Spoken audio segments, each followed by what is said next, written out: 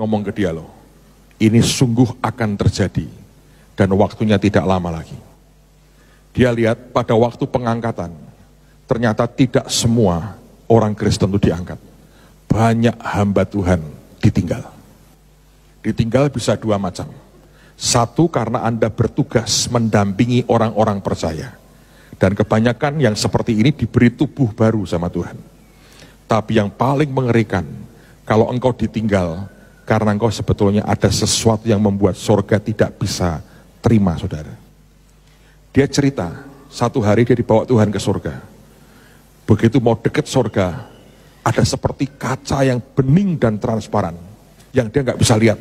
Dia masuk, mental. Dia coba 2 kali mental. Tuhan senyum berkata gini, nak, ada kepahitan dalam dirimu. Engkau pulang dulu, bereskan. Dia pahit dengan gurunya, dia pahit dengan mamahnya.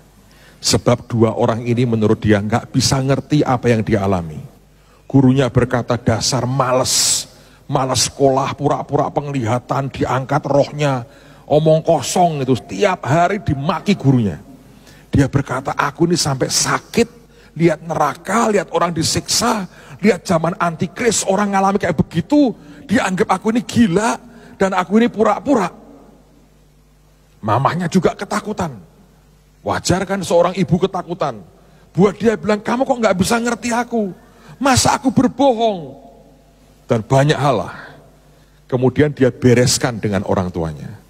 Hari berikutnya dibawa Tuhan, dia bisa masuk lagi, plus masuk lagi. Anda ngerti kalau Anda nungguin orang yang sudah hampir mati, seringkali kan butuh waktu tuh, ada yang matinya lama sekali. Gelisah banget. Ada sesuatu yang masih ganjel di hatinya. Ternyata itu tidak bisa membuat orang lepas dan masuk dalam kerajaan surga. Dan dia berkata, Pak, yang ditinggal banyak sekali. Dan dia lihat itu orang-orang disiksa begitu mengerikan. Dia lihat ada seorang oma tua loh. Nggak tahu apa yang terjadi dengan hidupnya, ketika pengangkatan dia nggak ikut. Dan tiba-tiba dipotongi jarinya satu-satu. Selama kamu tetap percaya Yesus, potongi satu-satu. Cuma satu cara untuk Anda tidak disiksa, nyangkal Tuhan.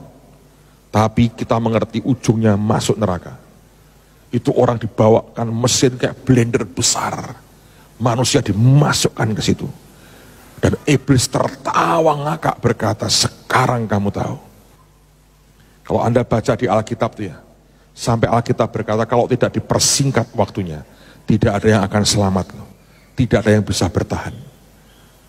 Mengerikan sekali. Ini baru-baru ini saudara, ada satu orang, bukan orang karismatik, orang dari kota mana gitu, saya nggak tahu. Ini bukan karismatik, sudah tua bapak ini. Itu diangkat rohnya, dicomot Tuhan. Ditunjukkan alam neraka dan ditunjukkan surga. Dia berkata gini, waduh ngeri banget. Banyak penginjil, banyak aktivis gereja itu nunggu di alam maut tuh. Mereka nggak bisa masuk Firdaus. Hati mereka nggak karuan semua ternyata. Badannya aktif, ngomongnya baik, hatinya nggak karu-karuan. Aneh banget. Dan dia kemudian dia lihat di surga itu ada tahta dan ada 12 tahta untuk para rasul, ada tahta-tahta lain. Dia ngomong begitu Pak. Saya mau beritahu saudara ya, ini serius. Saya 1 minggu ini, masa dalam 1 minggu ada 4 orang SMS saya mimpi, semua mimpi tentang pengangkatan. Bingung saya. Dalam 1 minggu 4 orang cerita dari berbagai tempat yang berbeda loh, bukan dari gereja, dari berbagai tempat yang berbeda. Dia lihat ada satu yang baru cerita ini. Itu lagi kebaktian, tiba-tiba diserbu orang mengerikan, teriak-teriak, bawa parang, bawa golok. Waktu itu lagi kebaktian, ada penarinya. Ada satu penari gereja, lihat begitu, tetap dia nari. Dan tiba-tiba ada seperti kabut, kayak awan tuh, berbentuk seperti pusaran, mengitari dia.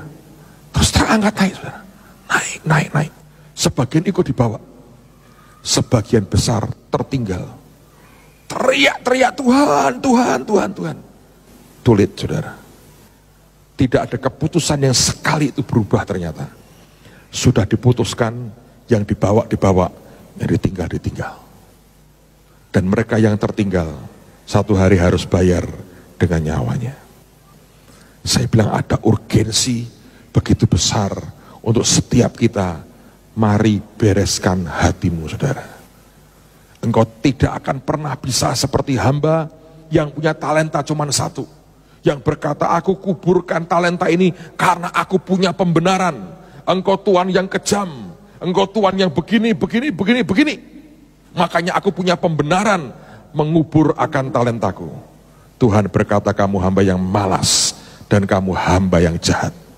Dan buat Tuhan di saat itu tidak akan pernah lagi ada excuse apapun. Semua sudah ditetapkan. Anak ini lihat pengalaman yang aneh lagi. Ketika dia dibawa ke surga 1,5 bulan itu, dia lihat pertumbuhan perkembangan rumah-rumah di surga. Dia lihat rumah seorang aktivis gereja. Tadinya bagus banget, saudara. Tapi makin hari, makin kecil, makin keropos, makin buruk, makin kusam, akhirnya runtuh. Tuhan berkata, dia kehilangan keselamatannya. Hidupnya makin mundur daripadaku, dan tidak seperti apa yang semula. Dan waktu dilihat di dunia, betul, di luarnya persis masih bagus, dalamnya sudah jauh dari Tuhan. Hatinya nyimpan begitu banyak dendam, kemarahan, kesombongan, dan Tuhan tidak berkenan loh. Saudara sekalian, Simon ngalami seperti itu.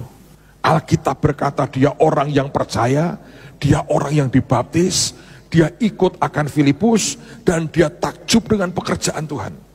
Dia tidak pernah mulutnya menentang Yesus, never. Tapi dia tidak pernah